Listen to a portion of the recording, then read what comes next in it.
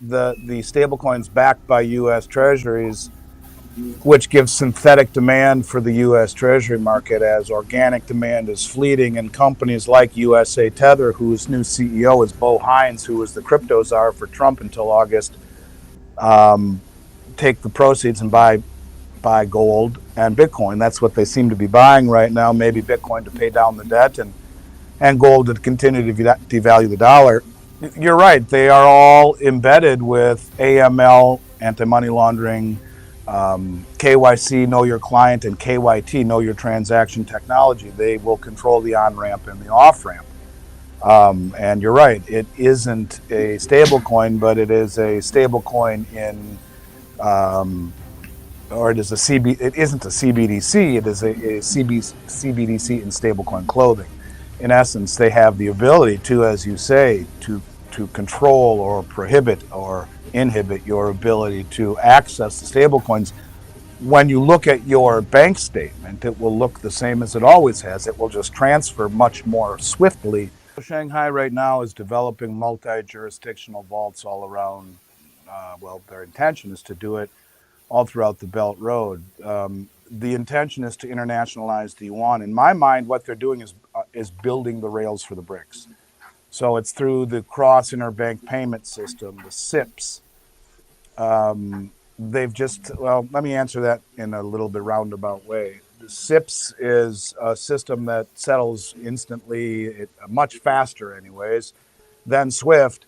They've connected the Asian nations and 5 Middle Eastern nations already, and Brazil is now joining in as well. And it's a cross-payment system like SWIFT that the SWIFT is not compatible with. The Asian nations alone represent twice the population of the United States, about 800 million. It's China's largest trading partner by far, 35% of global GDP.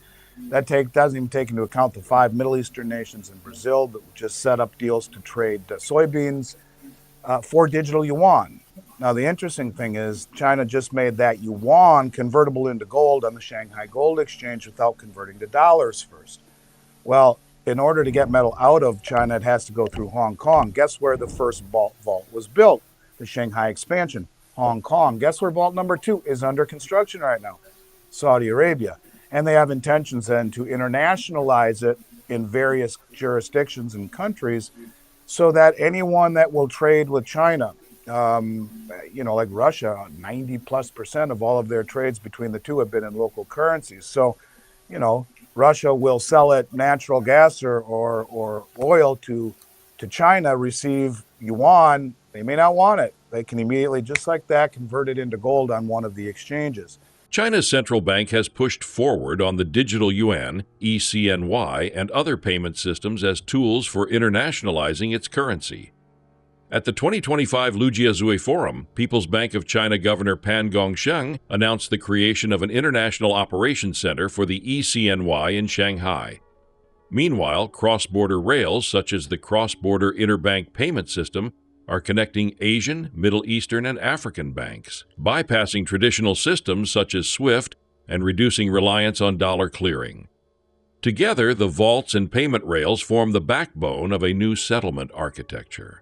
So what is happening is that through the internationalization of the yuan and the multi-jurisdictional idea that China has, where, you look at Venezuela's gold held by the Bank of England. Can we have it back, please? No. Never. So that doesn't work so well. So what they're doing is, instead of having one jurisdiction, they're going to have it spread throughout.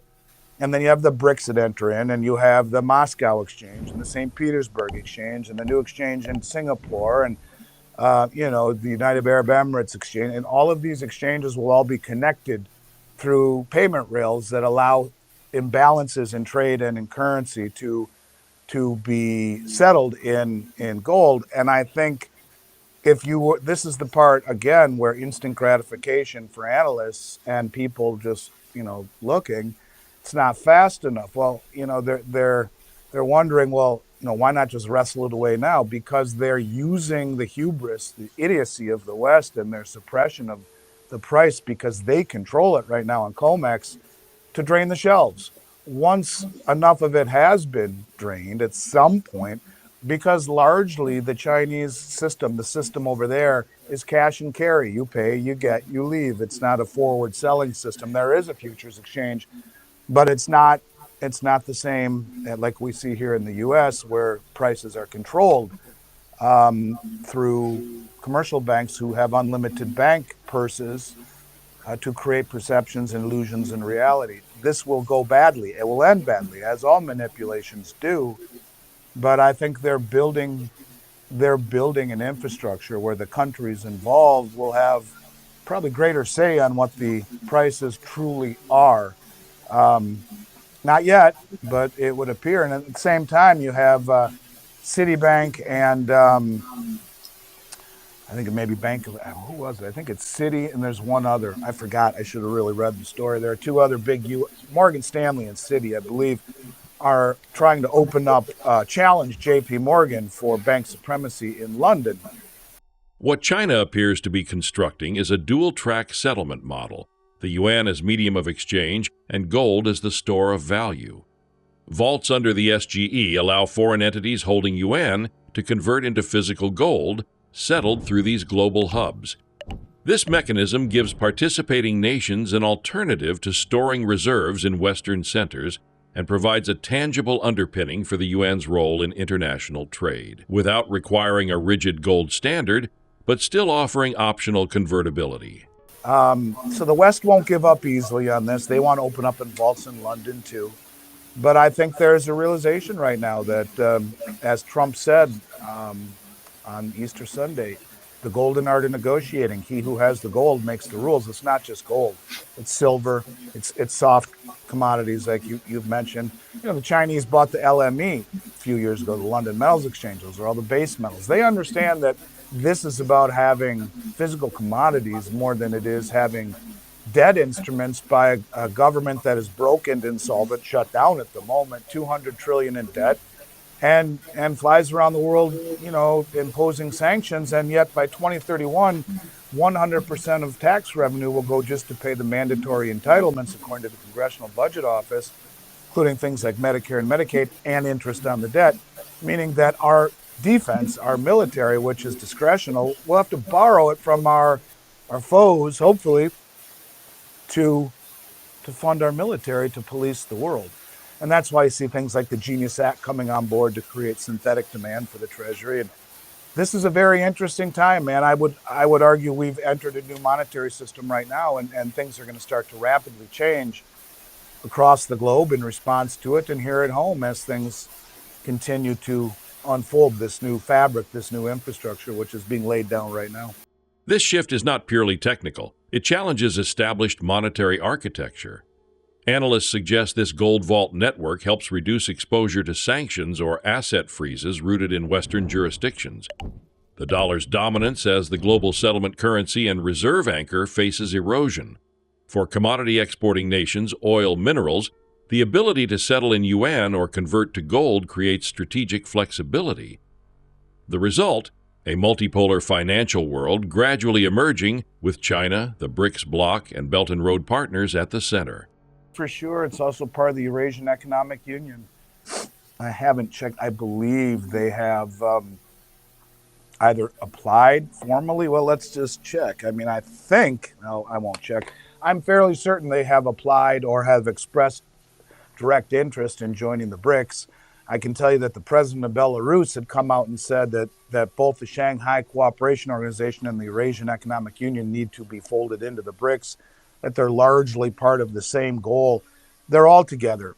And, I think have very similar goals and are aligning in many ways. So all of these will be connected through a form of cooperation, I think. And that's really the most important thing. Cooperation in building a vibrant ecosystem, in trading in local currencies, and settling imbalances in gold, in building out the infrastructure that the West has controlled for a very long time. So, I'm not as familiar with it the way you are, being on the other side of the world, but I will simply tell you that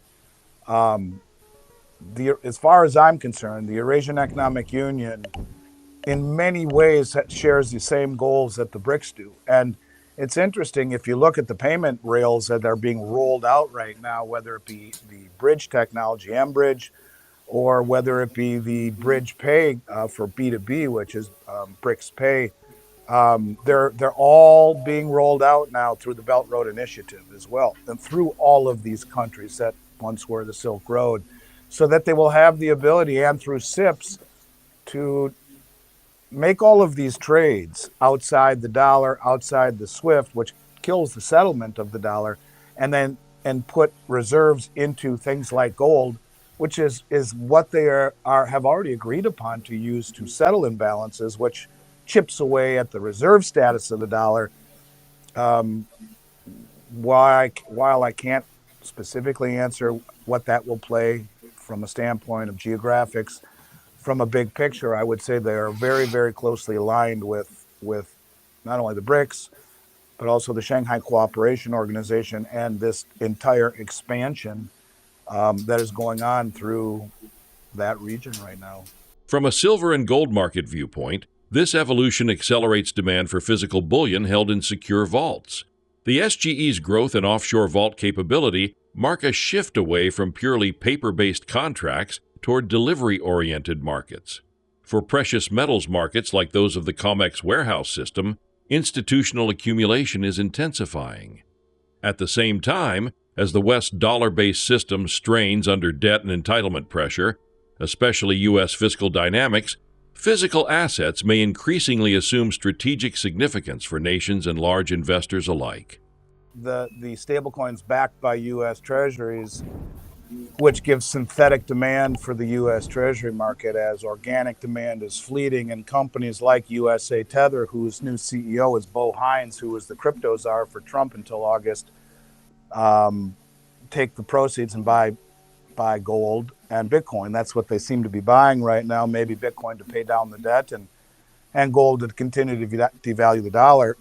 You're right. They are all embedded with AML, anti-money laundering, KYC, know your client, and KYT, know your transaction technology. They will control the on-ramp and the off-ramp. And you're right. It isn't a stable coin, but it is a stable coin in or it is it isn't a CBDC, it is a CBDC in stablecoin clothing.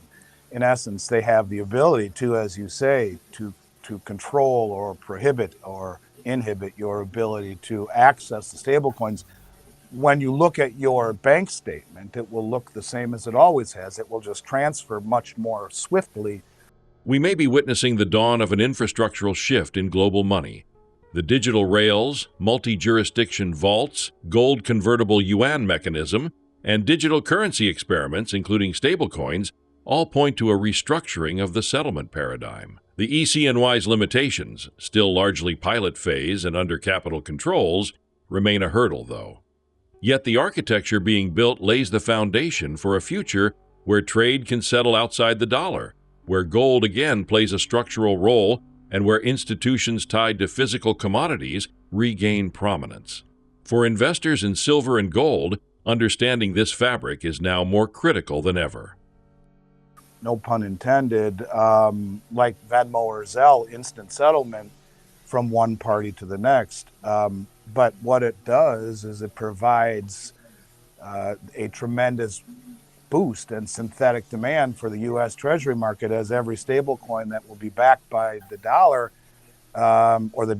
is backing the dollar has to be backed by, in essence, U.S. Treasuries. And then that is where you start to get into interesting conversations. But to your point, it does, in my mind, open the door to the surveillance state, the digital surveillance state. Absolutely. And I would think most countries want to lock us in this digital financial prison that's part of the game. And at the same time, they're siphoning out all the gold and silver they can get by standing for delivery across the globe, but not too fast to wake up the masses. And so, yeah, I think you're onto something there for sure. It is something we are moving towards, a completely digital form of money, whether it be CBDC or stablecoin. In fact, the ramifications are largely the same. Yeah, I mean, it does bring in universal basic income. There are a lot of rabbit holes you can go down, but there's a fine line between conspiracy and reality.